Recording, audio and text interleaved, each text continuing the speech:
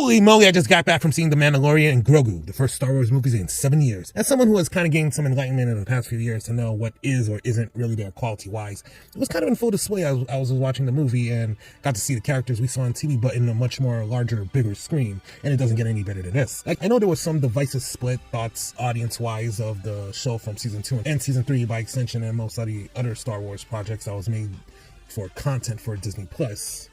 But seeing something like this in a theatrical exclusive, first and foremost, kind of really says something about the handling of the franchise and not trying to stuff it with just content on the app just for the sake of it. Anyway, something like this doesn't really require that much previous knowledge of the original show or that which led to the original stories as well. The stuff that is good will show you how good it is, and the other stuff that needs work will show that it needs more work. Anyway, shows the characters that there's still life in it. It just needs to be handled a lot more delicately, so there needs to be, whether down the line there'll be development or not. Development-wise, it is something that is one of the stories that exists between the original trilogy and the sequel one. It kind of shows that Disney and Lucasfilm should have probably taken their time to fully flesh out and developing their ideas for the sequels for the next generation before putting them into production and not just wing it all the rest of the way.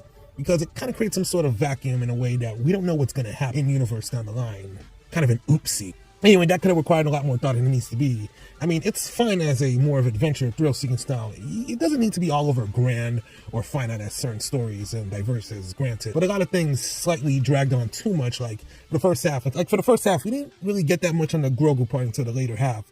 But it's pretty fun nonetheless, and see some slightly unpolished CG, but it gets there to be.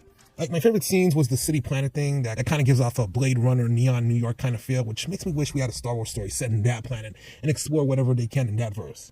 Some returning characters like Zeb and Jabba's son Raka and his relatives. Yeah, it pretty much stands out how Jabba's son's character is a definite character in his own way and wants to do things for himself rather than follow whatever his father did.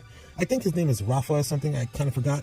He is pretty fun and good lack of legacy characters to boot, say for Zeb and Rafa. And his playfulness with Grogu too really set up, but it did slightly drag a little too long. But I kind of think it serves better as a movie function, such as it's much better than making it into a show where you'll have to have like 6 or 8 episodes and it'll be dragged out a bit longer than it needs to be for the story, condensing down to however the movie cuts. It's the fat from the other stories, and most of which will not have any payoff in the end, but it gives you a concise story and not a grandeur story, but a story nonetheless, especially if this was to be a send-off for Mando and Grogu with little teases for the future adventures. I also noticed it's the first Star Wars movie, or theatrically released Star Wars movie, to have opening title credits. All of that, even though it's not that much of a grand watch, it's a good watch nonetheless. Nonetheless, I saw this in 4DX. Like, freaking hell, it's a freaking assault on the body, like a crazy roller coaster. So,